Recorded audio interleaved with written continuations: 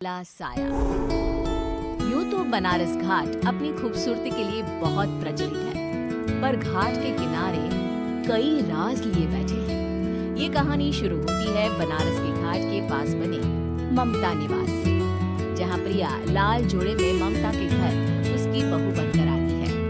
आओ आओ बहू, घर को अपने पैरों से पवित्र करो। ममता घर की दहलीज पार कर ही रही होती है कि अचानक एक बहुत गंदी सी बात पूरे घर में फैल जाती है।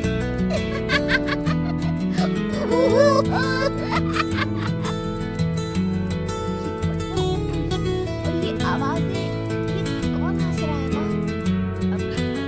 ये पड़ोसी ना हमारे थोड़े अलग से है। कहाँ हम शाकाहारी और ये मांस मच्छी खाने वाले। ध्यान मत दे और गृह प्रवेश कर। और हाँ बहू, अपनी सास की एक बात हमेशा याद रखना, इन पड़ोसियों से तो कभी बात नहीं करेगी। अच्छे लोग नहीं है ये। अपनी सास की ये बात मानेगी ना बेटा? जी आपकी मर्जी। मैं उस बात नहीं करूंगी। अगले दिन प्रिया अपनी पहली रसोई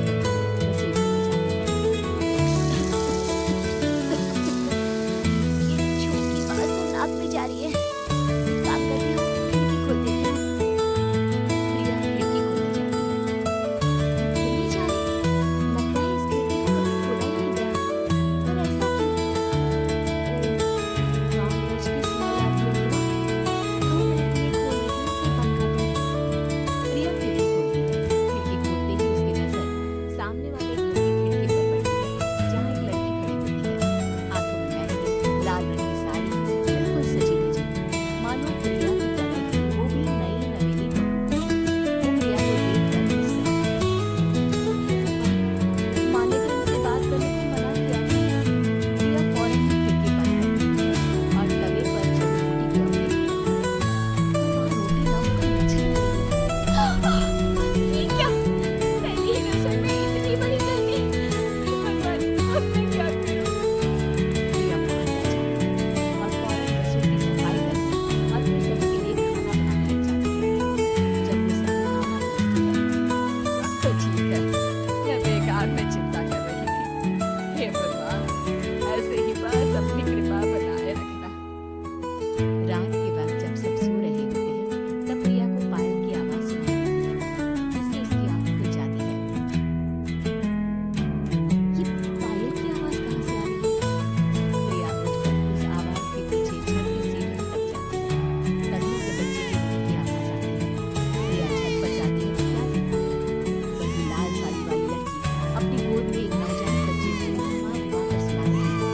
तब प्रिया की नजर उसके पेट पर पड़ती है। गॉड, ये तो प्रेग्नेंट भी है। सुनिए, बच्चा सो नहीं रहा है क्या? मैं कुछ मदद करूं? नहीं नहीं, आपके घर वालों को अच्छा नहीं लगेगा, मैं संभालूं। स्नेहा की गोद से बच्चा हाथ मारकर प्रिया की गोद में आने को छटपटाने लगता है।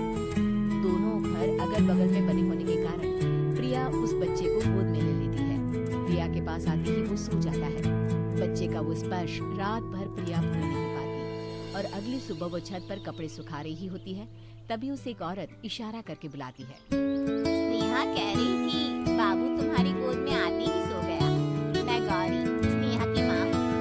बहू, घर आना, बाबू को खिला भी लेना। शाम को जब घर पर कोई नहीं रहता, बच्चे से मिलने के लिए प्रिया छिपकर अपने पड़ोसी के घर चली जाती है और कुछ देर बच्चे को खिलाकर वापस लौट आती है।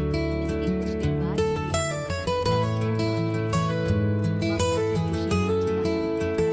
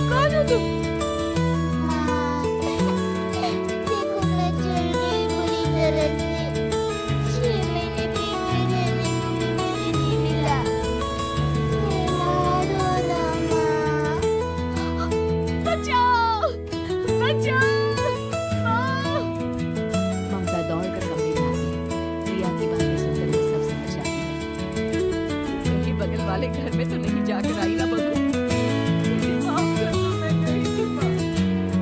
उस घर में सब मरे हुए हैं बहू। कई साल पहले स्नेहा उस घर में बहू बनकर आई थी। कुछ ही दिन में वो एक बच्चे को जन्म देने वाली थी। पूरा घर बच्चे के आने की खुशी में खोया था। एक दिन अचानक उस घर में आग लगी। सब बुरी तरह जलकर मर गए। लौंडिया आज भी दादी बनने का इंतजार कर रही है। और स्नेहा ने अपना अजन्मा बच्चा तुम्हारी कोख में डाल दिया। ममता ये कह रही होती कि पीछे से उसके पैरों को एक बच्चा पकड़ लेता है।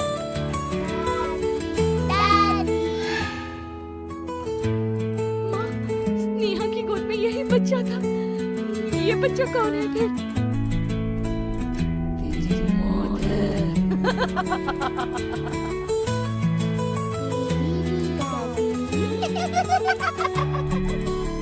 जिस चीज का ममता को डर है, ममता निवास के ऊपर मौत की एक चादर बिछा दी। प्रिया का कोई कैसे मर जाता है, उसकी पेट से बाहर। बहू, संतोष को फोन कर, किसी पंडित जी को बुला बहू। प्रिया का दिल धक-धक कराता है। ये तो होना ही था माँ। तेरा बाप तेरे सामने आ गया तो तू सह नहीं पा रही है। स्नेहा घर में आग लगी नहीं थी, माँ ने लगाई थी प्रॉपर्टी की लालच में। और वो बच्चा मेरी पहली पत्नी का बच्चा है, मेरा बेटा, जो कि उस आग की चपेट का शिकार हो गया था। मैंने तुमसे ये सब माँ के कहने पर छुपाया था। मुझे माफ कर दो प्रिया। तुम अगर चाहो तो यहाँ से जा सकती हो। मैं तुम्हें किसी भी बंधन में रखना नहीं चाहता। मेरी शादी हुई है आपसे, मैं आपको छोड़ नहीं सकती। पर उससे पहले हमें स्नेहा, उसकी माँ और बच्चे की आत्मा की शांति करवानी होगी। संतोष और ममता गौरी के घर जाते हैं। अंदर सब कुछ जला हुआ होता है। जमीन पर जली हुई लाशें बिखरी हुई थी। ममता रो रो कर अपने करने की माफी गौरी से मांगती है।